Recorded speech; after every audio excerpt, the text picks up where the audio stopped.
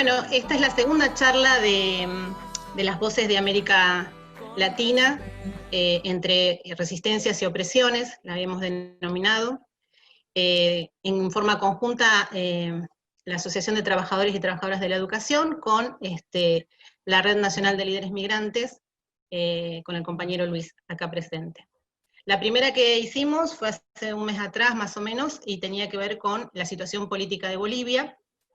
Esta es la segunda, y vamos a hablar sobre la situación en Chile. Básicamente cuando lo pensamos en tres realidades, justamente que va a afrontar América Latina: tres procesos electorales, dos presidenciales, en Ecuador, en Bolivia, y la consulta popular en Chile. Nos parece fundamental, digamos, poder visibilizar y conocer estas realidades que están atravesando nuestros pueblos hermanos, porque de alguna manera son desafíos a una instalación de una derecha y un neoliberalismo imperante en nuestra región, ¿no? Y que vemos digamos, con preocupación en cómo se apoyan básicamente en tres pilares esta derecha y este neoliberalismo. Uno de esos pilares es, digamos, los medios de comunicación, cómo se instala un sentido común a favor de la acumulación de la riqueza y ese poder económico. Y otro gran pilar es la justicia, ¿no? El poder judicial, cómo todo se judicializa y a veces, digamos, se arman causas y llegan hasta inhabilitar a los candidatos. Y la tercera pata o pilar son las fuerzas de seguridad, cómo actúan en favor de cuando hay grandes movilizaciones, cómo actúan las fuerzas represivas. Digamos que este modelo económico se sostiene principalmente en esos tres pilares, ¿no es cierto? Y cómo estos tres procesos en donde la gente va a ejercer su voluntad popular, puede de alguna manera dar aire y cambiar un poco el rumbo de esta región en América Latina.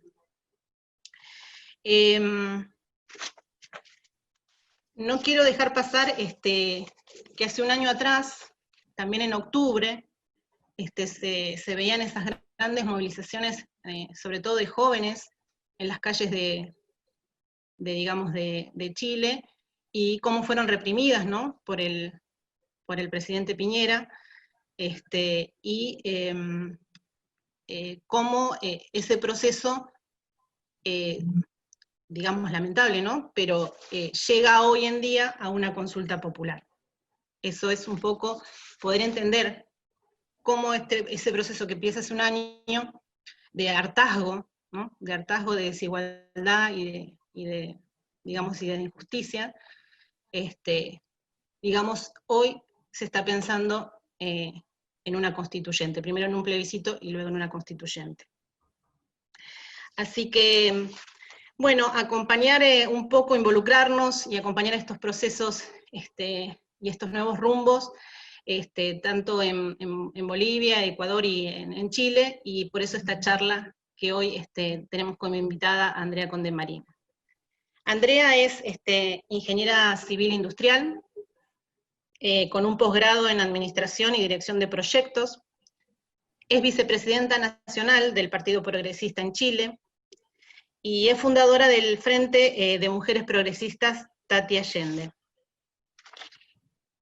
Te dejamos la palabra, Andrea, para que nos cuentes un poquito esto, ¿no?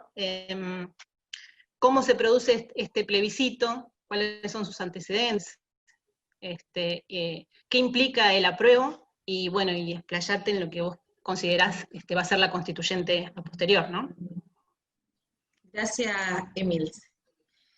Mira, para ir haciendo una línea de tiempo, pensé que era la mejor forma.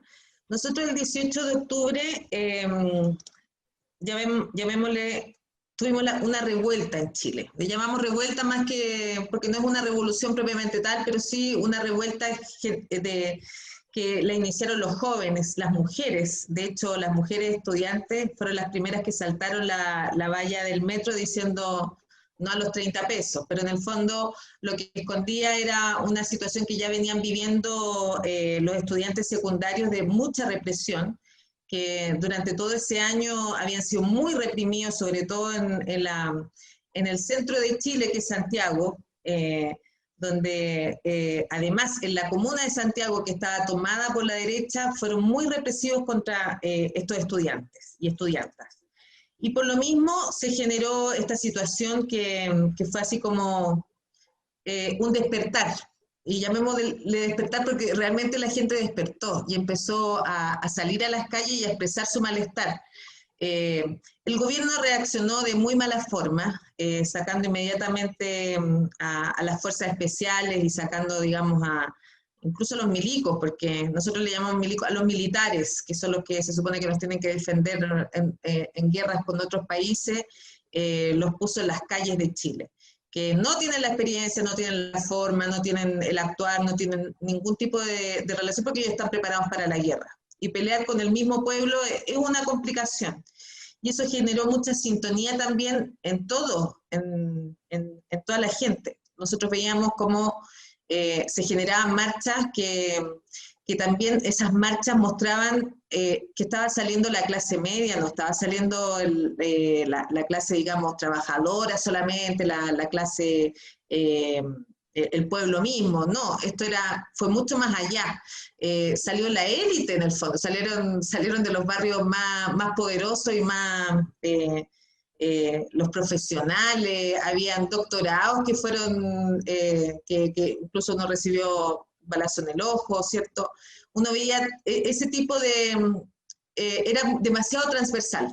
Transversal porque también a la misma derecha le afectaba. Si nosotros tenemos un problema de abusos que se había instalado en Chile y que este 18 de octubre los despertó a todos, y nos despertó en el sentido más amplio. O sea, es un tema no solamente de salud, es un tema de previsión, es un tema de tener que hacerse cargo, ¿cierto?, de tus propios padres porque no les da a ellos con la pensión. Entonces, como sociedad empezamos a sentir no nos podemos comprar una casa, no podemos pagarle los estudios a nuestros hijos, porque, o sea, para que se hagan una idea, el costo universitario acá para la clase media, y que hablo la clase profesional, es altísimo porque no tiene el acceso a esta educación, entre comillas, gratuita que se le da, digamos, a la clase media baja, sino que esta clase media que se veía profesional, arquitecto, ingeniero, y me meto en ese mismo saco porque yo lo veía en mis propios pares, que pagarle la colegiatura, pagarle la entrada a la universidad, que significaba 3 o 4 sueldos mínimos, o sea, es brutal el nivel de violencia que se estaba efectuando, el nivel de abuso que está instalado en nuestro Chile, así como en la salud ni hablar, porque en la salud finalmente la cantidad de bingos que se hacen en las poblaciones, porque a nivel nuestro, o sea, es un costo altísimo. Entonces, al final salía la gente, digamos, para darnos todo el contexto, en términos de salud, de previsión y educación, o sea, no había nada garantizado y no existe nada garantizado en este Chile, y más bien todo eso se tradujo en esta molestia que se fue generando desde el 18 de octubre, que fue... todas las semanas estábamos saliendo a estas marchas, a estas grandes concentraciones que no se veían desde la época, digamos, terminada la dictadura. O sea, era bien brutal lo que estábamos viendo. Es como un real despertar que ocurrió y que después de 30 años de estar apagados, trabajando y todo, esta cuestión explotó.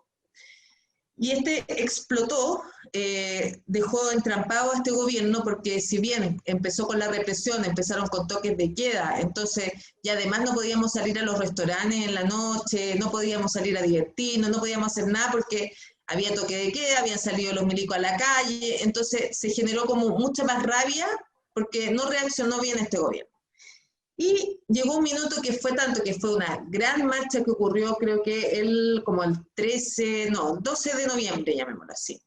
Ahí se vio en una encrucijada el gobierno y dijo, bueno, esta cuestión se tiene que solucionar de alguna forma, y convocó a ciertos partidos de la centroizquierda para decir cómo ordenamos esta cuestión.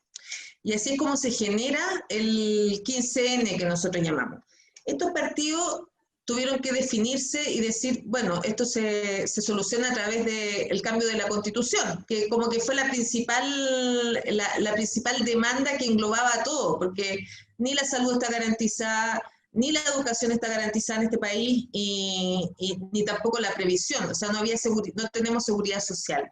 Y eso estaba entrampado por una Constitución que avala, digamos, el pagar entre medio, o sea, el tener estas ISAPRE, el tener un sistema privado que se hacía, entre comillas, cargo de todo de toda esta, porque como no te garantizaba, había, digamos, todo esto traspasado al mundo privado.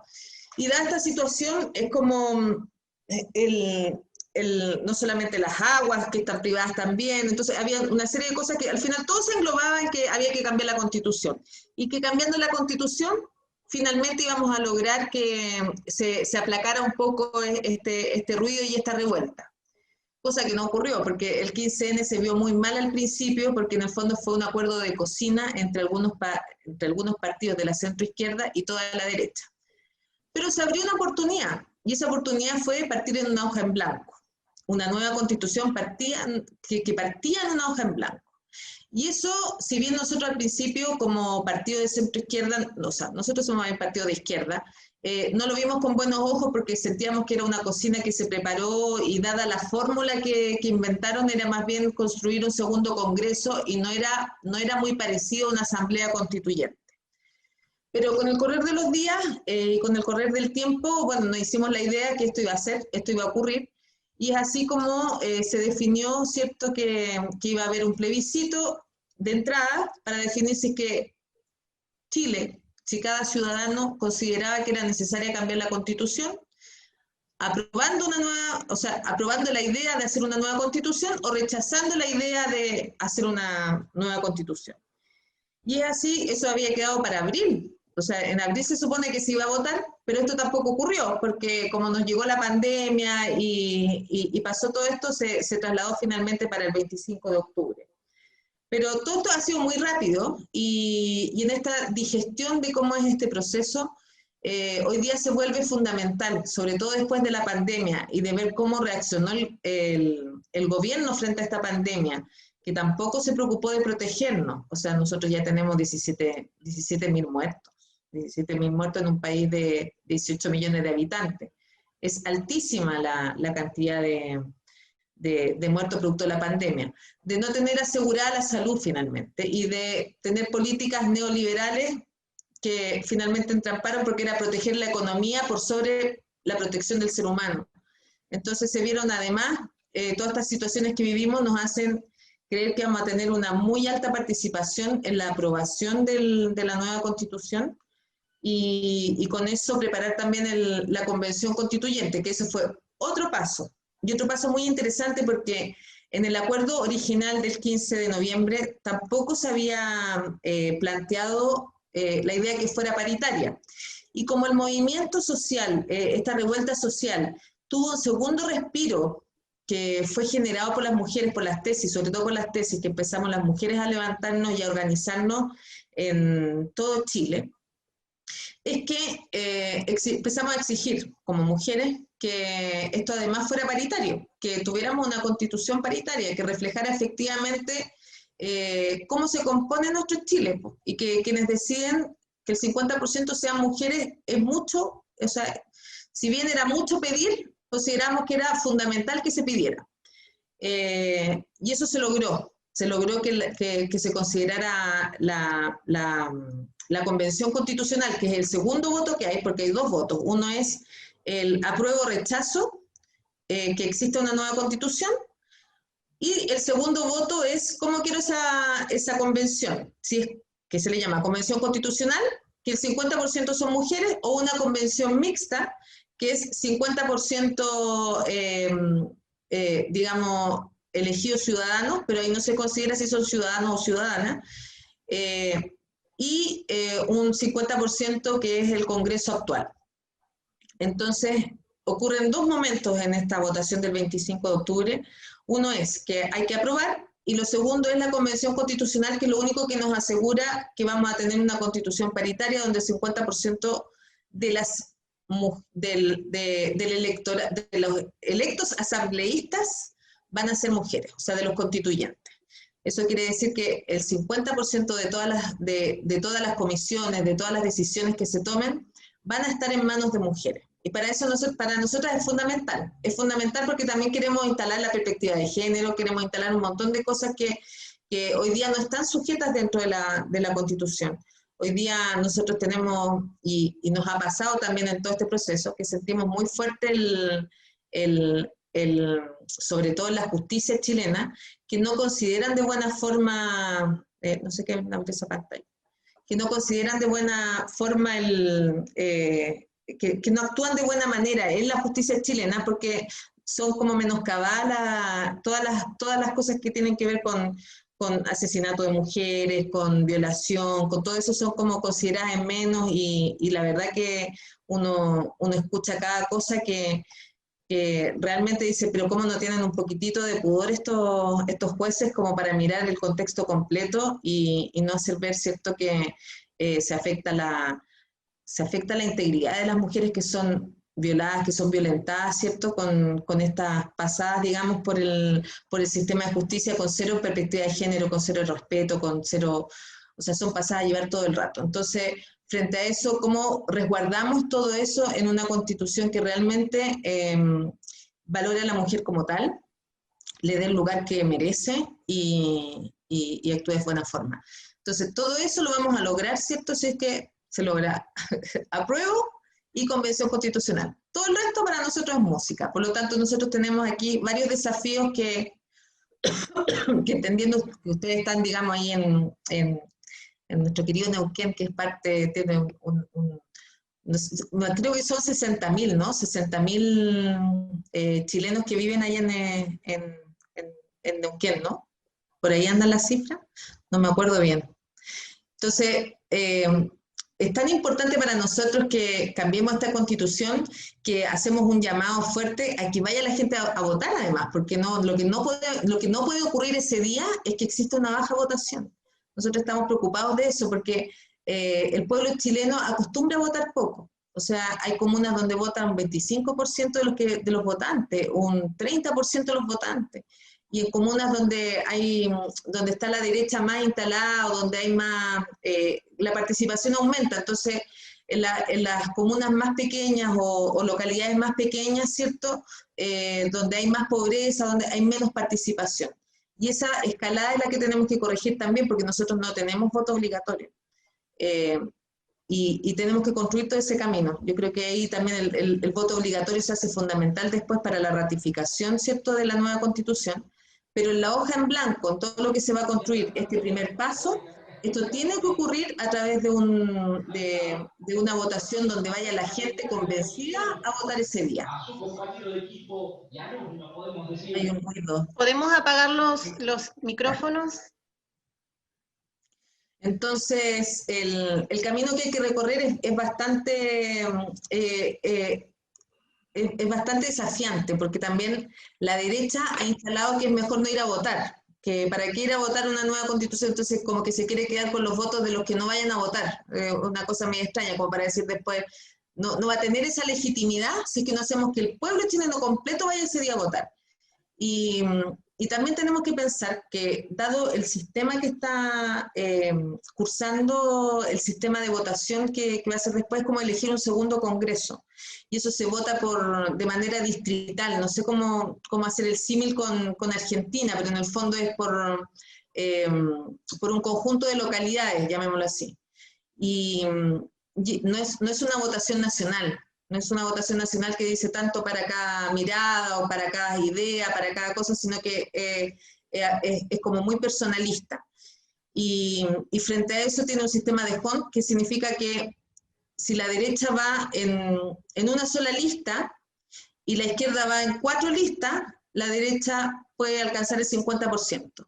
Si la izquierda va en 2 listas, dejamos reducida la derecha en 1/3. Y si la derecha va en una lista y la izquierda va en una lista, ahí nosotros superamos el 2/3, que es también lo más importante, porque finalmente todo lo que se escribe en la Constitución tiene que tener 2/3 de aprobación, que es la otra trampa en el fondo. Pero dentro de todo esto, es bueno que haya partido todo en una hoja en blanco, porque el que esté en una hoja en blanco te permite que todo lo que tenga los acuerdos sobre 2/3 quedan escritos, y lo que no tenga acuerdos sobre 2/3, o sea, bajo 2/3 en el fondo, queda ahí pendiente, entre comillas, porque eso también tiene que buscar la solución, la misma convención constituyente tiene que buscar la fórmula para resolver los problemas que estén entre el 50+1, digamos, y los 2/3. Y que yo creo que debieran definir una votación popular para esas leyes que no hayan alcanzado los 2/3. Pero por ahora no está muy bien definida toda esa parte. No sé qué más comentarle. Yo creo que por ahí para que hagamos esto más interactivo, con preguntas, querida Emilce. Sí. No sé si alguna compañera o compañero quiere preguntarle algo a Andrea. Yo por ahí quería, cualquier cosa, lo ponen por el chat, porque acá hay una pregunta de Luis. ¿Cuánto afectó la pandemia en la intensidad de la lucha que plantea Andrea?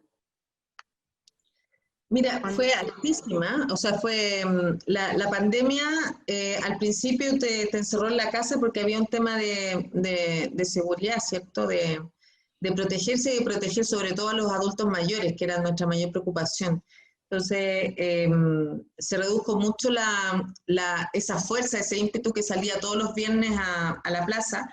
Y también junto con la pandemia, además pusieron una especie como de toque de queda, entonces después de las 9 de la noche todos tenían que estar encerrados en sus casas. ¿9? Sí, 9 de la noche. Entonces, no había posibilidad de salir después de esa hora. Por lo tanto, además estaban las concentraciones y todo, no podían superar las 10 personas, había hay toda una serie de limitaciones que hasta el día de hoy se mantienen. Entonces, aunque se junten espontáneamente, sobre todo en la Plaza de Dignidad, son al tiro dispersados con la fuerza pública. O sea, ahí hay, digamos, milicos y carabineros y fuerzas especiales instalados ahí en la principal plaza de Chile, instalados para barrer con todo lo que intente aglutinarse o generar alguna acción. Y son acciones bien duras y lo han pasado mal. Yo creo que todos lo han pasado muy mal los que van a esa plaza a mostrar algún descontento, alguna cosa, son atacados pero brutalmente y detenidos y todo. Y además estuvo mucho tiempo, Providencia que es donde está esta plaza principal, estuvo, por decir, 4 meses en cuarentena. O sea, estaba prohibido ir, prohibido salir de esa comuna. Y mucho de eso tiene que ver con esta revuelta, pues para no... Estaba bloqueada esa comuna y la comuna siguiente, que es la de Santiago, estaban bloqueadas y estuvieron bloqueadas mucho tiempo, no solamente por la pandemia, sino que para que se juntara la gente. Entonces fue más brutal. Pero ahora que la abrieron, se junta gente, si va, los días viernes van, pero son al tiro dispersados por la fuerza pública. Sí, impresionante.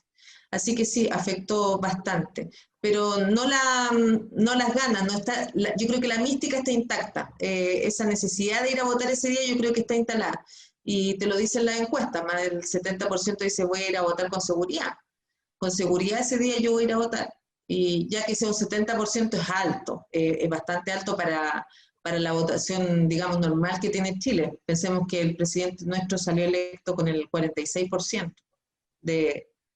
o sea, el 46% fue a votar. Y él sacó 50+1, digamos, pero 55% en la última votación, digamos, en el balotaje. Pero esa es la realidad. ¿Podés aclarar un poquito esto de que no solamente es el apruebo, esto que marcaste? El apruebo y la convención constitucional. Claro, el mismo día tienen que votar dos puntos. El mismo día hay 2 papeletas. Una es el apruebo o rechazo, el hacer una nueva constitución.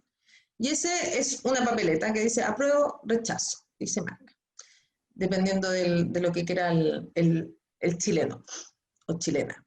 Y el segundo voto que te pasan, independiente cómo hayas votado el primero, el segundo voto dice, quiero convención mixta, o sea, quiero que el 50% en el fondo sean congresistas, de los actuales congresistas que están en el Congreso, y el otro 50% electos, digamos, por distrito, distritalmente. Es la misma fórmula que se usa para elegir a la Cámara de Diputados en Chile. Y son 155 y en la mitad son cerca de 80 personas que adicionalmente tendrían que sumarse a la mixta. Y está la Convención Constitucional, que es la que queremos todas, sobre todo todas las mujeres que somos de izquierda y que tenemos nuestra alma más feminista, más de corazón feminista, igualitaria. Ahí es la Convención Constitucional, que implica que el 100% es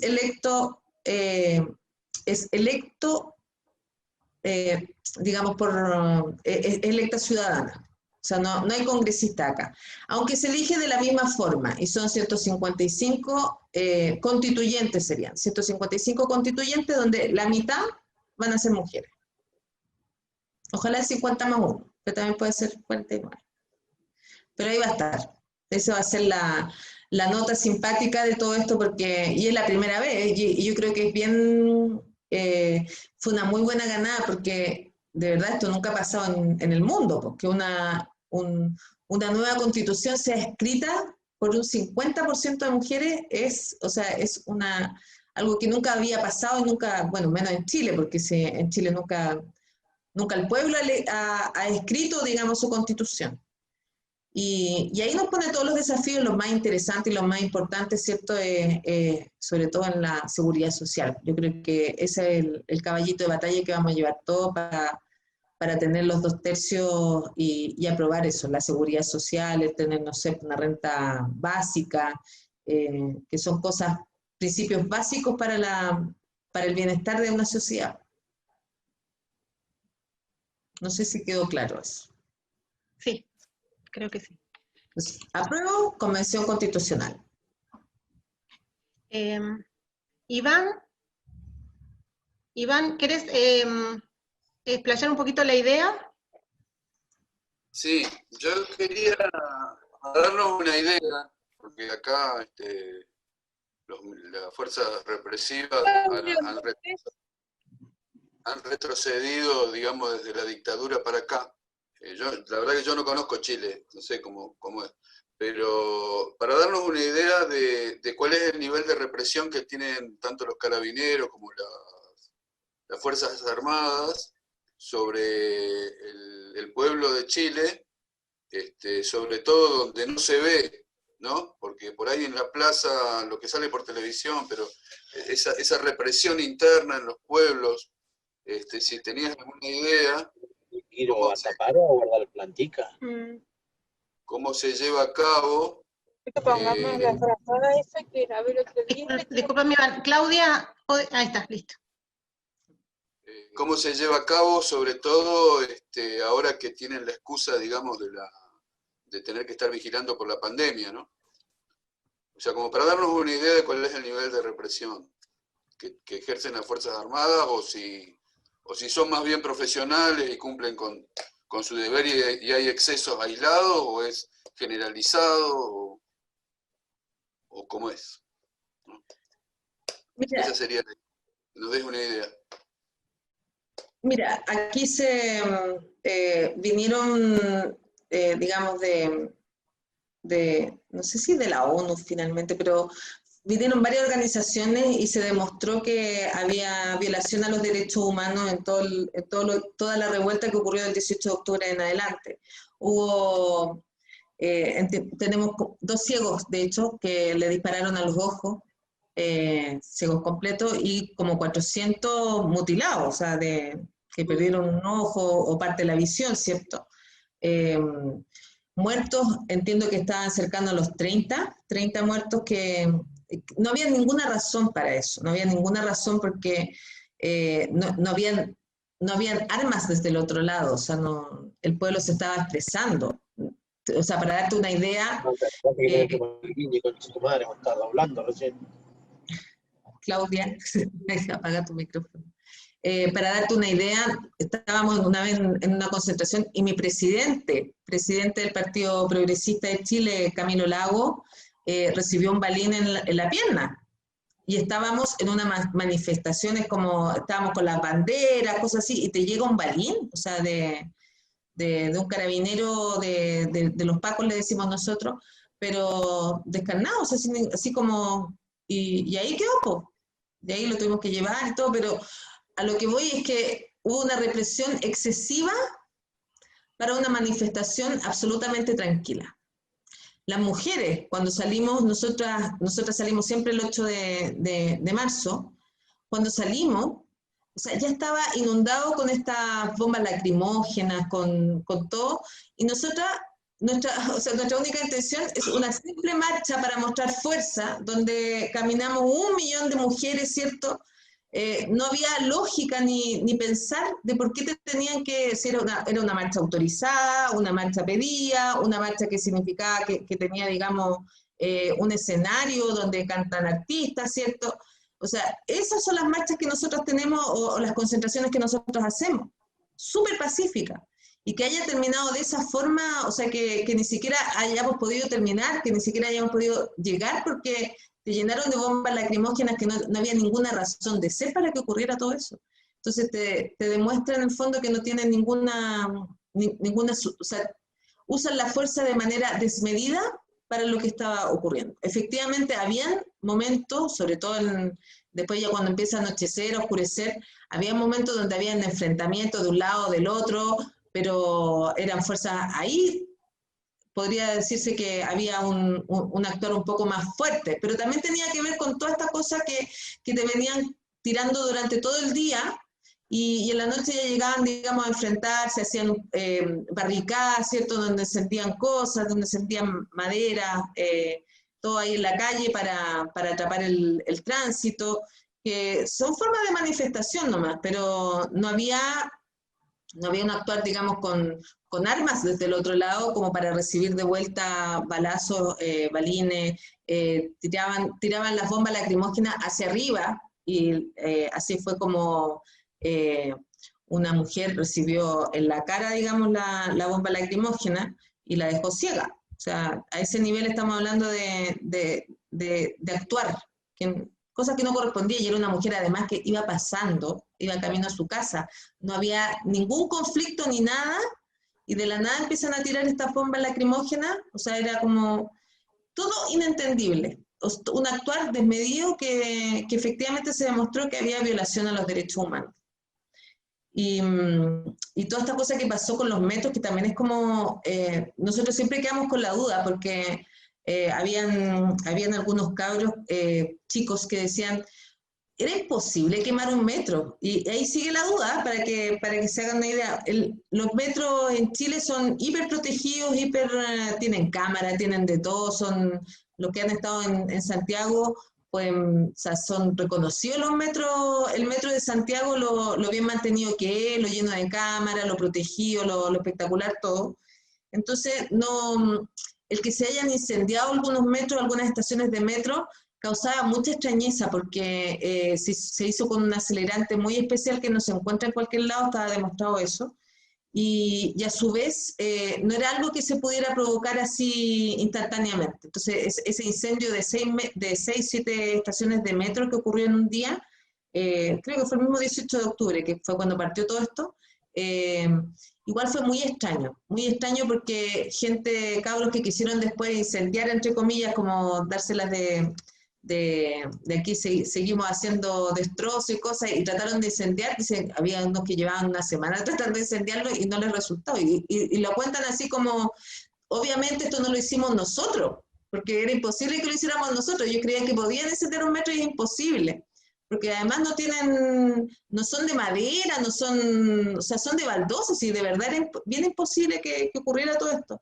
Entonces también quedó como que se sembró esa duda, y hasta el día de hoy no hay claridad cómo se incendiaron estos metros. Y no hay claridad en el sentido, siendo que habían cámaras, y todas esas cámaras que grabaron y todas esas cosas, no es que quedara grabado ahí y había que sacar la cámara, todo eso iba a una nube. O sea, esa información tiene que estar en algún lado. y esa investigación todavía no da luces de nada, pero ahí todavía están sembradas las dudas de cómo se generó todo eso, porque ahí se necesitó organización, se necesitó todo un sistema que la izquierda no lo tiene. Y lo que vivimos la izquierda y conocemos a la izquierda, sabemos que no tenemos ese nivel de organización, sobre todo en Chile. No tenemos ese poder de incendiar 7 metros organizadamente, esa cuestión no sabemos quién lo hizo, pero claramente no venía de la izquierda. Nosotros creemos que era más bien de la ultraderecha. Y ahí estamos en la duda. Pero todas sus suposiciones, pero quienes tienen la información, quienes podrían investigar y todo, no está acá. No hemos sabido nada de eso todavía. Pero está en fiscalía. Alguien lo debe estar investigando todavía y algo saldrá a la luz algún día. Pero por ahora estamos en la más absoluta incerteza de saber efectivamente cómo ocurrió todo eso, y cosa que ya se debería saber. Todo eso está filmado. Si eso es lo mejor de todo. Todo eso, hay una filmación al respecto. Todos los metros tenían todo esto grabado y subido y estaba en la nube. No se grababa ahí mismo, ni queda registro ahí mismo, ni había que sacar las cámaras ni nada. Todo eso estaba grabado y está la información. Bien. Bien, Andrea, hay dos consultas. Está la de Emiliano y la de Roberto. Que también la de Roberto, la segunda, la puede contestar Luis acá en Neuquén, ¿sí? ¿Querés, Emiliano, plantear la voz a las dos preguntas? Bueno, básicamente da la sensación de que, bueno, todo esto generó un impacto impresionante en toda la sociedad chilena. De hecho, en toda Latinoamérica fue noticia todo lo que ocurría en Chile. Se escucha bajito, Emi. ¿Ahí me escuchan mejor? Sí. ¿Sí? Empezó todo con un impulso impresionante. Realmente fue noticia en Latinoamérica, toda la movilización del pueblo chileno. Y lo que pensábamos a veces cuando hablábamos en voz alta acá, teniendo, bueno, el cariño por el pueblo chileno que tenemos, y sobre todo en esta provincia, que el problema iba a ser como canalizar ese enojo, que no era definitivamente por el boleto, sino que venía con mucho en la mochila, digamos, con muchas otras cosas cargadas en la mochila, que iba a ser un poco difícil de canalizarlo a través de una fuerza política, de un partido político que pudiera como juntar a todos esos sectores que históricamente han sido perjudicados por las políticas de los gobiernos anteriores, que por ahí no se veía claro quién podía canalizar esto. Da la sensación, digo, esto es algo para que vos nos cuentes, Andrea, que no hay todavía una fuerza política que haya sido capaz de canalizar, de ejercer un liderazgo sobre todo ese malestar, y de canalizarlo con potencia en un proyecto político. No sé si esa es tu visión, o bueno, si nos podés contar un poco cómo ves ese proceso de capitalización política del enojo, ¿no? Claro. Mira, nosotros tenemos un problema aquí en Chile, porque tenemos a la izquierda totalmente dividida. Y si bien hemos logrado ponernos de acuerdo en cosas tan simples como cuando se hizo el retiro del 10% del sistema de previsión para que la gente tuviera más dinero, más efectivo, digamos, en este periodo de pandemia. Y esa fue una ganada importante porque hubo unidad. Y estamos en unidad respecto a la apruebo y la Convención Constitucional. Ahí no se pierde la centroizquierda. Estamos todos en ese camino. Como dices tú, ha sido difícil que alguien capitalice todo este malestar o haya un liderazgo que esté capitalizando todo esto. Nosotros desde el Partido Progresista, no sé si ubican a Marco Enrique Ominami, él es nuestro mayor líder, digamos, en el partido, y ha promovido la unidad más amplia, porque finalmente lo que no quiere el chileno común y corriente, digamos, es que la derecha siga gobernando. Y eso quedó súper plasmado y súper claro. Entonces, frente a eso, lo que hay que promover es la más amplia unidad. Ayer vivimos un ejercicio que fue un poco triste, digamos, para la centroizquierda, porque teníamos una oportunidad única. Por primera vez en Chile, nosotros vamos a elegir gobernadores. Antes todos eran designados, y esta vez vamos a elegir gobernadores por región. Son 17 regiones. O sea, 17 gobernadores que por primera vez van a ser electos. Ninguno es incumbente porque ninguno ha sido tomado, entonces dijimos, vamos a las primarias más amplias, hagamos ese esfuerzo de ir a primaria. Y en esta cosa que tiene la izquierda de no ponerse de acuerdo, hubo izquierdas en Chile como el Frente Amplio y con quienes nosotros estábamos haciendo alianza, que era con el PC, con el Partido Comunista,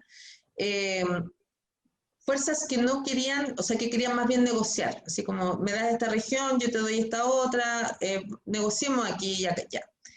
Y frente a eso, nosotros dijimos, pucha, estamos pasando a llevar un principio básico nuestro, que fue lo que hemos pedido hace 10 años, primarias amplias de toda la centroizquierda, y vamos todos, compitamos todos y ganemos.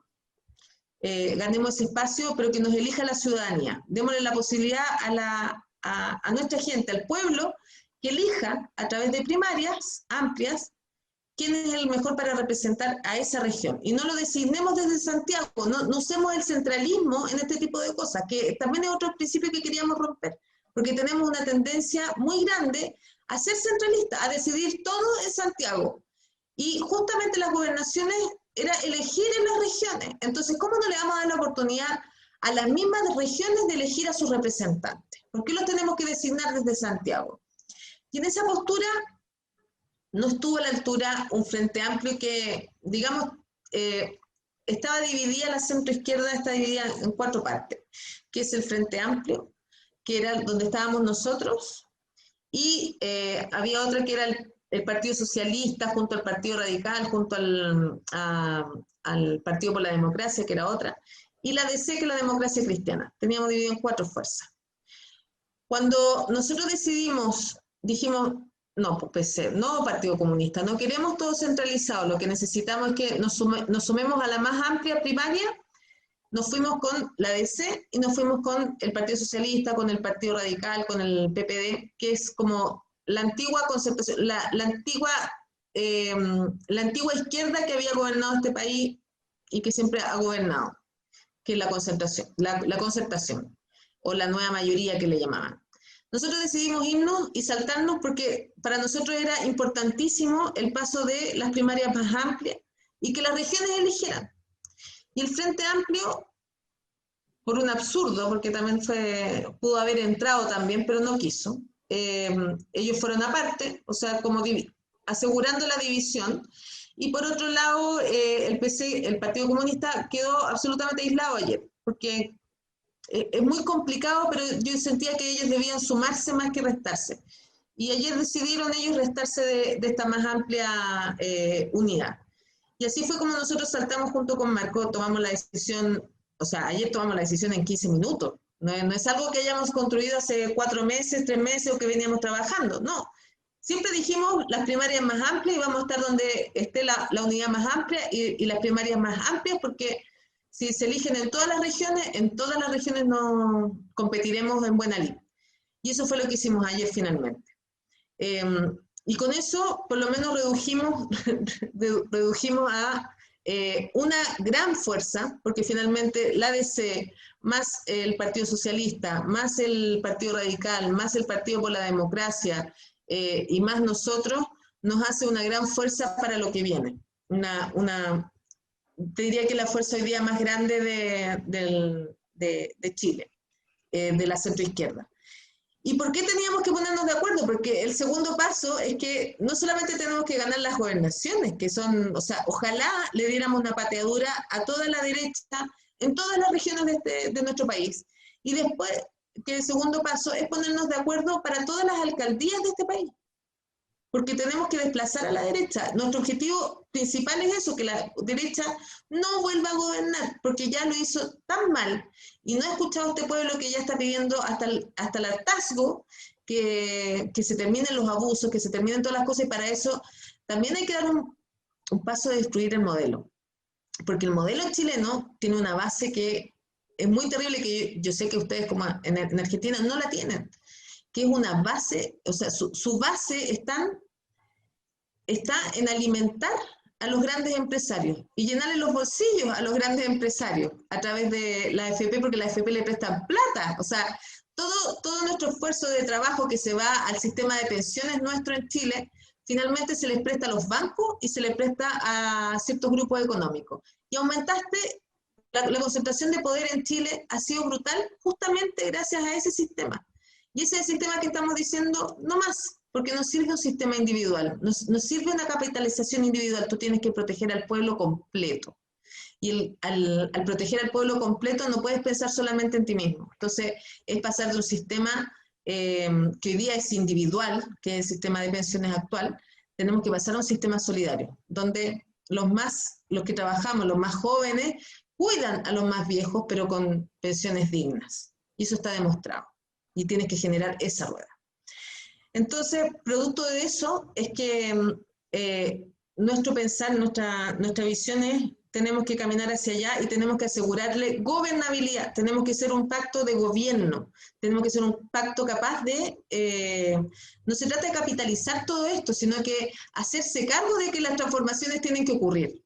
Y yo creo que estamos convencidos de eso, no solamente esta izquierda que gobernó todos estos años hacia atrás, sino que esta nueva izquierda, este nuevo pensar, este nuevo despertar que ocurrió después del 18 de octubre, a esta izquierda antigua la pone de nuevo al frente, en el presente, porque también quiere hacer transformaciones, porque no está dispuesta a que sigamos sufriendo como pueblo todos los abusos que llevamos encima, producto de este sistema que tenemos instalado en Chile, que solamente ocurre en Chile. Porque de verdad, la salud es esa cosa privada que tenemos de la ISAPRE, que es un sistema finalmente que todo, la salud, la educación, todo tiene que ver con un sistema privado entre medio. ¿Por qué? Porque el Estado no te garantiza esos derechos, porque el Estado en el fondo subsidia todas esas cosas a través de entes privados. Y eso es lo que queremos terminar finalmente. Así que es un desafío súper interesante porque tenemos que demostrar no solamente gobernabilidad, sino que también tenemos que hacer los cambios y las transformaciones que Chile requiere, y eso significa no tener a la derecha y no permitir que la derecha se instale en el próximo periodo. Y para eso necesitamos la más amplia unidad y seguimos insistiendo que el Frente Amplio, que el mismo PC tiene que sumarse después a esto, a este cambio de transformación, porque tampoco la idea es que sigamos tal cual, y sabemos que no va a seguir tal cual, porque ya tomamos la decisión como centro izquierda de cambiar, de avanzar. Bien, gracias Andrea. Tenemos... para que descanses un poquito, ¿sí? Diego Rodríguez, espérame un poquito, vos le querías hacer pregunta a Andrea.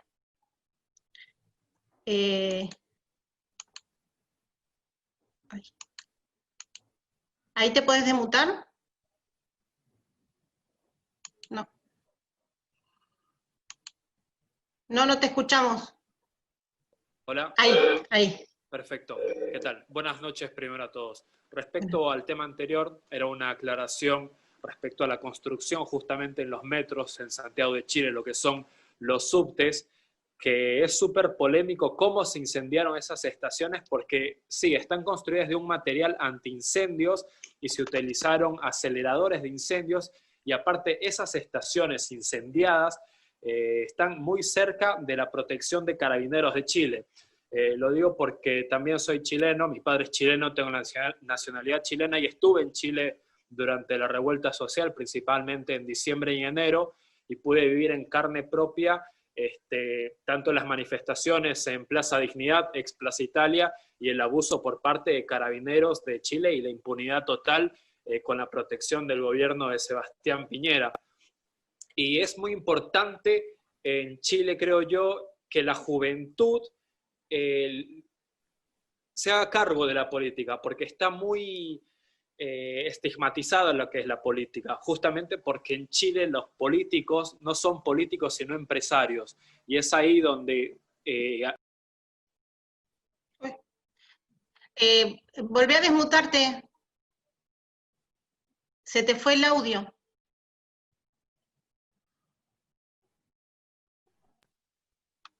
Ahí está. Ahora sí.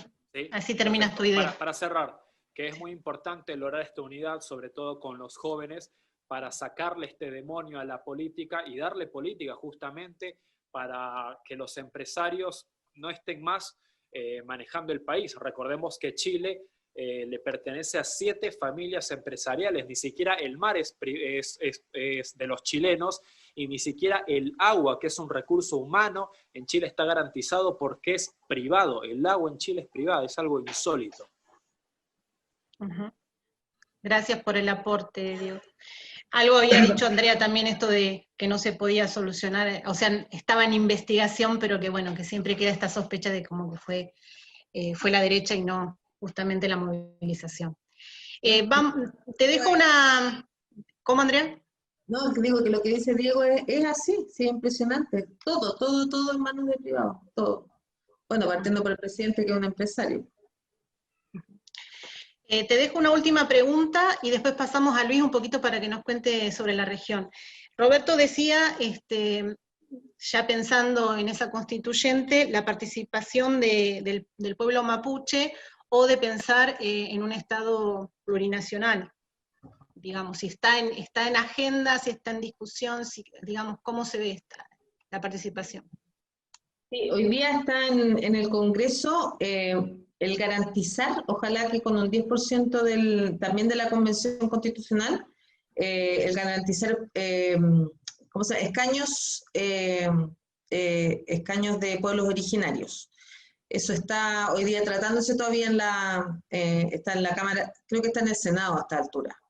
Y efectivamente sí se abrió la discusión de tener un Estado plurinacional.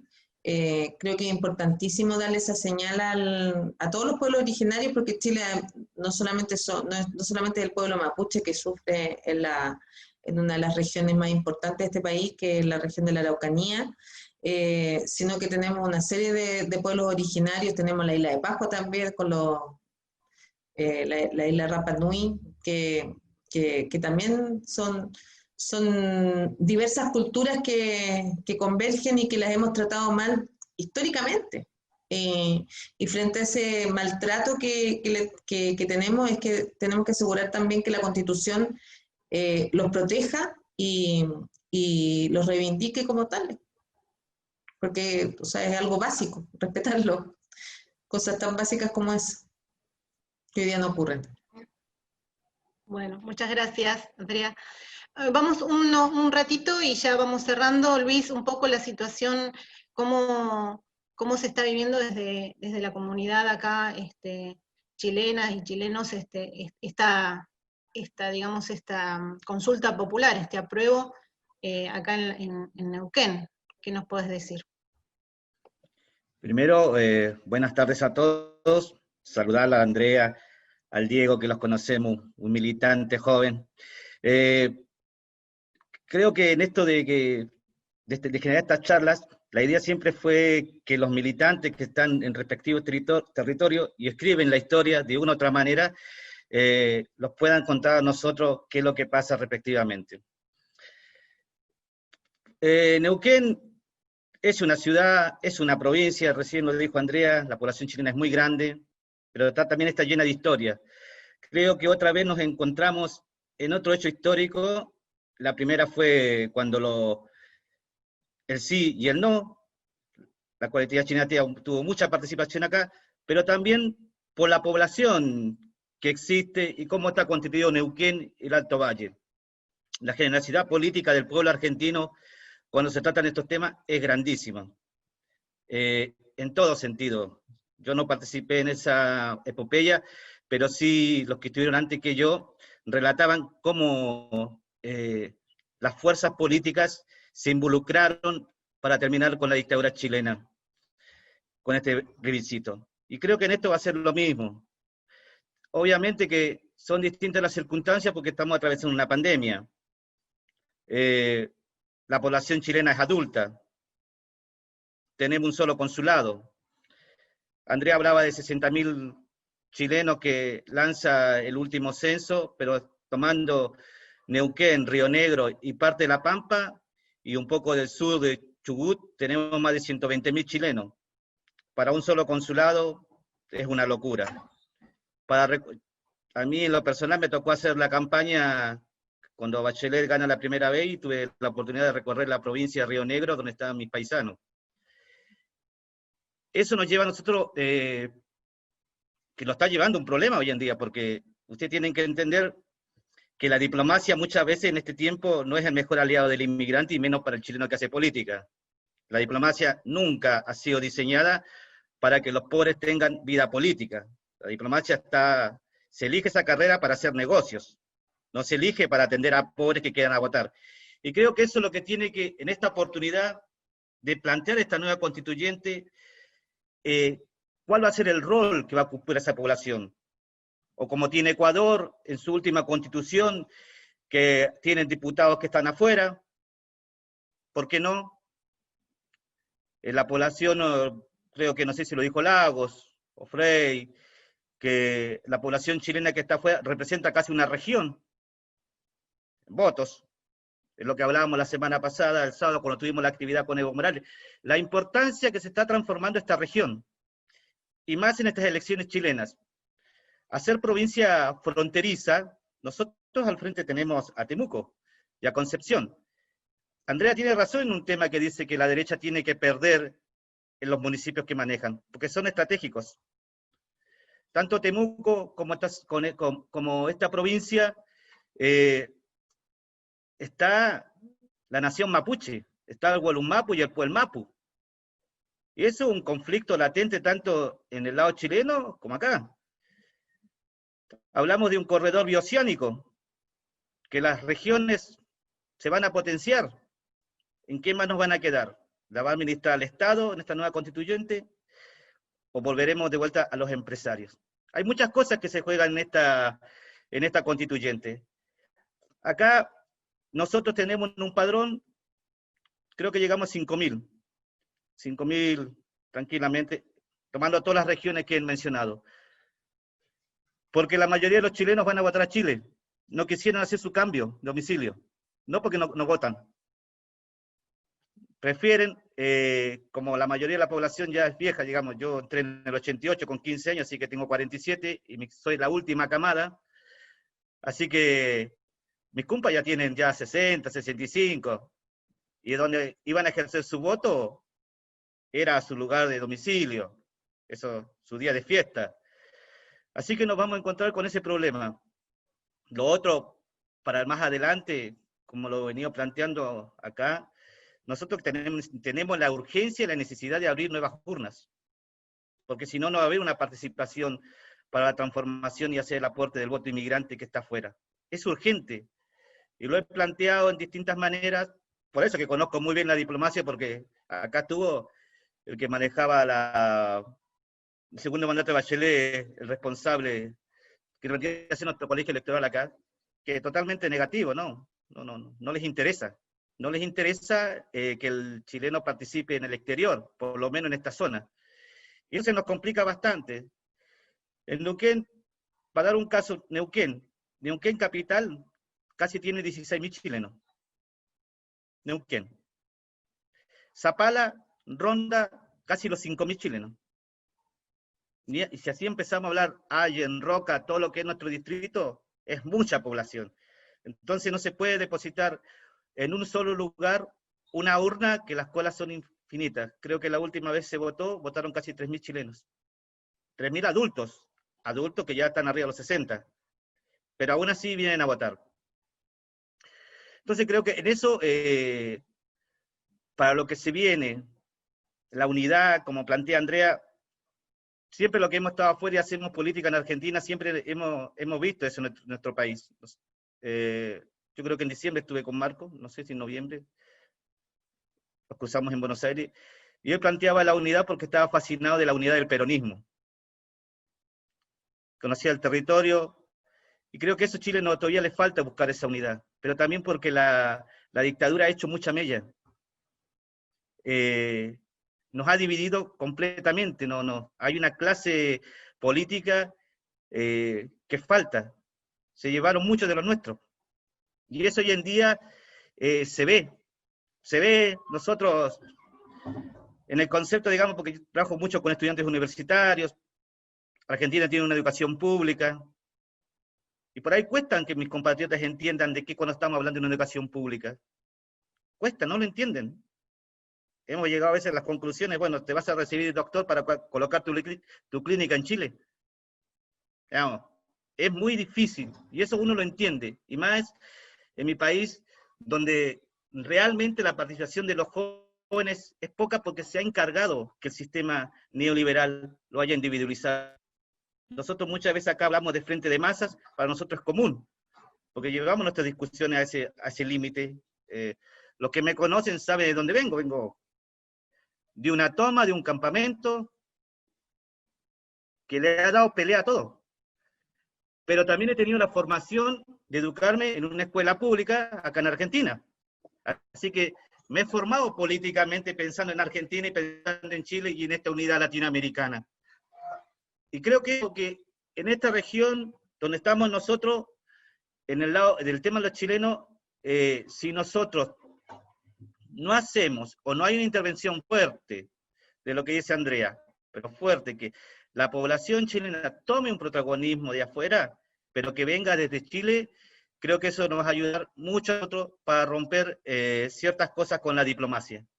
Acá yo le he pedido reuniones al cónsul, no, vos podés hablar cualquier cosa con el cónsul, pero no podés hablar de elecciones, digamos, no hay, la diplomacia no está para eso. Yo le he planteado muchas veces que es más fácil que consiga una urna para que voten los bolivianos que consiga una urna para que voten los chilenos.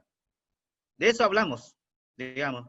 Es muy difícil que si no hay un gesto político del otro lado, que la población pueda votar masivamente, y también cuando uno está en política, estamos hablando casi de una ciudad, 2.000 votos, 3.000 votos para los que están en la región de al frente de Temuco. Con esa cantidad vos podés ganar una alcaldía. Así que no hay que se estar discutiendo cosas chicas en esta región. No se discuten, es mucho el potencial de voto, pero eso tiene que tener una mesa de trabajo, una mesa de convencer al compatriota, una mesa en su vejez, ¿qué se va a dar en esto? Yo te lo puedo decir, que he visto compatriotas míos que mueren sin nada, o mueren militantes entregando todo.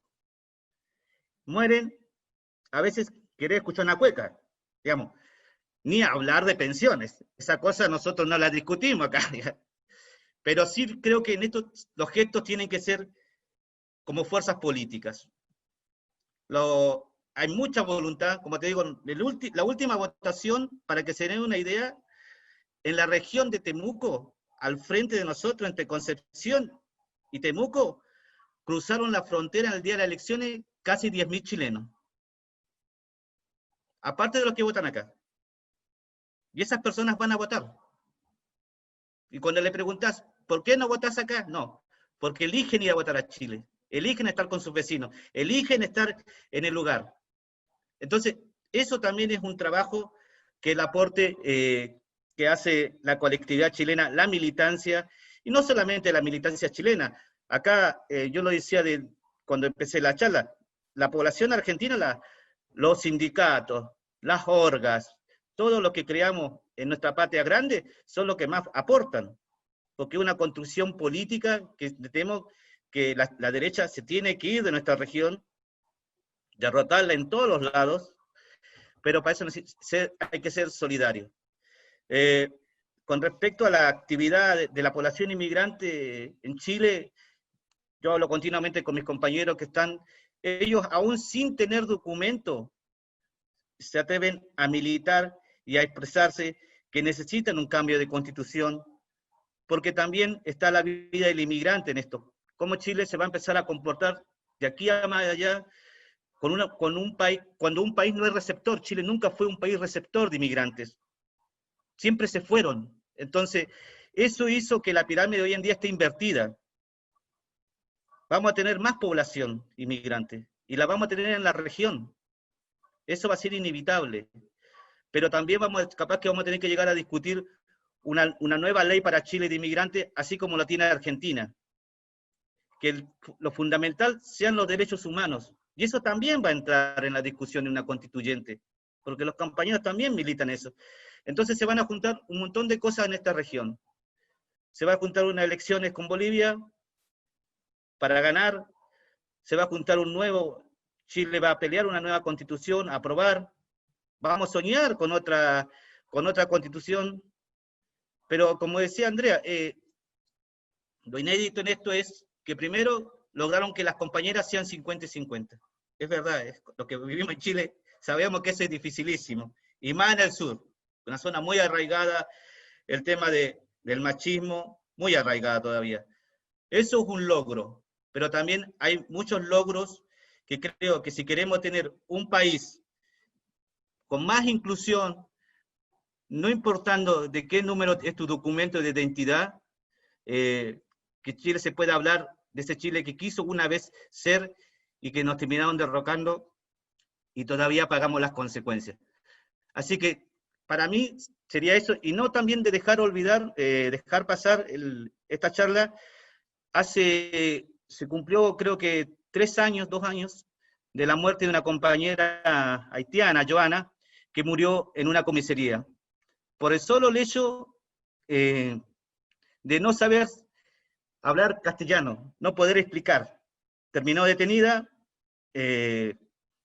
su hijo, digamos, la acusaron que ella abandonó a su hijo, ella nunca abandonó a su hijo, y después, 24 horas después, muere. Todavía estamos pidiendo que nos expliquen cómo murió esa compañera. Gracias, compañero. Gracias, Luis. Bueno, una realidad muy dolorosa. Marcelo Gualiardo, bueno, estaba acá, y bueno, les manda saludos a Andrea, a Luis. No sé si querés decir algo, Marce, porque ya vamos cerrando. Básicamente, sí, Marcelo. Hola, Emi, ¿cómo Hola, están? ¿qué tal? Bienvenido. Un saludo a todas y a todos. Mil disculpas, hemos estado con algunas cuestiones propias de la tarea, así que estaba conectado escuchando, pero no podía estar con la atención que merecía y que merecen estas actividades. Pero solo decir esto, que a nosotros nos parece central poder tener estas instancias donde compartimos las experiencias de lucha de los compañeros de América Latina. Todo lo que ha contado Andrea, lo que ha contado Luis, del proceso de lucha de Chile, cómo juegan ahí los intereses de la derecha también para de alguna manera intentar desactivar todos esos procesos que van en cambios, o que apuntan a cambios profundos, ¿no? Y los avances importantes a pesar de los obstáculos, como por ejemplo esto de la paridad en la constituyente, ¿no? Que es un factor que bien destacaba Andrea, y ya de por sí solo creo que tiene una relevancia en términos de igualdad, ¿no? Así que digo, estos espacios nos hacen muy bien, porque nos abren también la cabeza para sentirnos parte de un proceso de lucha que claramente nos excede a nosotros como sindicato, pero que queremos hacer un aporte por lo menos participando de estos debates y generando estas discusiones, ¿no? Así que bueno, gracias a Emilce por organizar estas cosas y a los compañeros por participar. Y a las compañeras. Muchas gracias, nuestro secretario general del sindicato. Vamos a ir cerrando, te damos unos últimos segundos si querés, Andrea, pero la verdad que un desafío enorme esto de renovar la política, ¿no? Que la política tome las decisiones, y también que lo público vuelva a ser la escena donde cada ciudadano y ciudadana de Chile tome esas decisiones, que cobren relevancia los derechos, ¿no? que cada uno merece, ¿no? Esto me parece que es fundamental para este proceso de cambio, ¿no? Buscamos más democracia ampliada, más democracia participativa, tenemos muchos desafíos. Bolivia está en su proceso de volver a la democracia. Ustedes están en un proceso de palpar una nueva constitución, ¿no? Y que tanta resistencia tiene porque está tan ajustada a esa dictadura pinochetista, que cuesta tanto desarmarla, ¿no? Así que te dejo estos minutos para que cierres este conversatorio. Primero, agradecer enormemente la disposición yo feliz de estar cuantas veces quieran, y también cuenten con Marco Enrique Minami para para un próximo conversatorio, que él se maneja mucho más en términos de política latinoamericana y se ha esforzado harto por el tema del Grupo Puebla. Así que puede ser súper interesante para ustedes también conocer desde esa perspectiva, porque estamos en una cruzada latinoamericana y por eso también es importante que nos escuchemos todos. Me voy de acá, ¿querés que me vaya? La Claudia. Cierren Claudita, Ay, perdón. Así que estamos todos en esa misma cruzada y esto del Zoom, yo de verdad lo encuentro maravilloso porque nos acerca en términos tremendos, porque es muy difícil que no hubiéramos visto si no hubiera sido gracias, entre comillas, ver la oportunidad de la pandemia, el conocer estos sistemas que nos acercan enormemente y nos podemos mirar las caras, aunque nunca vamos a perder esa cosa del contacto físico, creo que es fundamental, pero tremendo agradecerles a todos y a todas y pedirles que logremos que vote la mayor cantidad de gente y en Neuquén, en Chile, transmitir que esto es lo más importante. Es un paso tremendo el que estamos dando, que nunca en la historia se dio, y hoy día se abrió esta oportunidad gracias a esta revuelta social, y que es un premio que debemos hacer además carne y debemos traducirlo en transformaciones reales, porque eso es lo que está pidiendo el pueblo. No está pidiendo más división de la centroizquierda, y que esa es nuestra pelea y nuestro camino fundamental, y en eso estamos, unidad, porque es la única forma de efectivamente llevar las transformaciones que necesitamos. Cualquier partido político que se diga de izquierda y que no esté en el lado de la unidad, está regalándole a la derecha y al establishment o a los mismos empresarios que esto se mantenga igual. Por eso, nuestra obligación, nuestra mirada, nuestro fundamento, todo tiene que ir en la dirección de la unidad más amplia de toda la centroizquierda para dejar lo más acotado posible a la derecha, en lo que realmente es, porque no es más que eso, es un grupito de empresarios de 7 familias, o sea, no puede tener el 50%, no puede tener el 40%, tiene que tener, con suerte, el 10, el 15%, para que las transformaciones realmente ocurran en este país. Eso. Bueno, muchísimas gracias, compañeros. Fuerza para Chile y esa consigna que surgió en ese 18 de octubre, que la dignidad se haga costumbre, ¿no? Se transformó. Esa es de Miguel Enríquez, el padre de Marco Enrique Minami, de ahí viene del MIR, de Bautista Balchó, en todos los que crearon ahí el movimiento de izquierda revolucionaria, de ahí viene esa frase, la de que la dignidad se haga costumbre, y la volvimos a levantar ese 18 de octubre. Muchas gracias. Gracias, Luis, también. Gracias, Andrea. Gracias a ti. A todos los que estuvieron presentes. Hasta luego. Seguimos en contacto.